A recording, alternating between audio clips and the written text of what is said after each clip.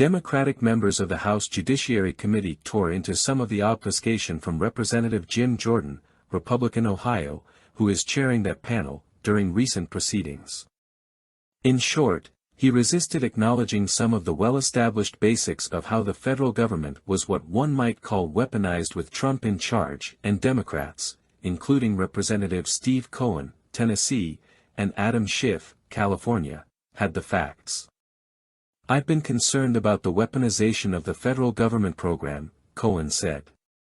"I think it's pretty clear that the federal government, Justice Department was weaponized during the previous administration.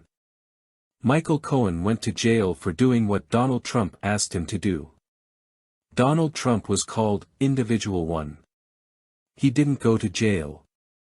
He didn't even go to jail when the administration changed and Merrick Garland came in. They let the statute of limitations run, why?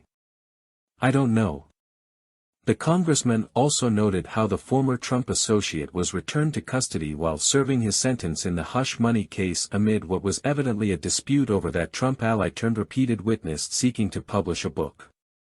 The congressman asked to return to this issue in the panel's deliberations, and Jordan didn't even answer the question.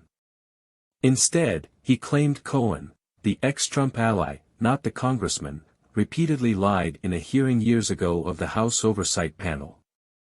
"Should we not be able to study that, because you don't know it?"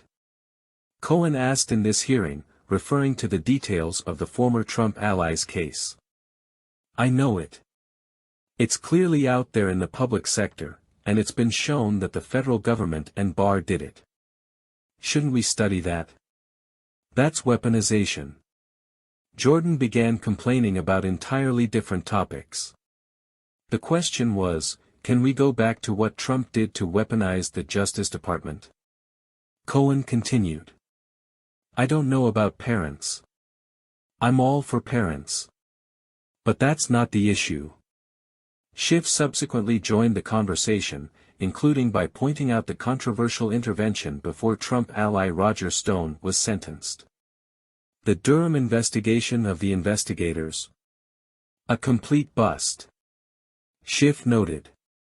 "A complete waste of money and a bust." Schiff also contested the idea that some of the parameters from Republicans for the panel's work weren't carrying an implied conclusion. Actually, the language they used was decisively loaded, taking weaponization of federal resources against opponents of Democrats as a given.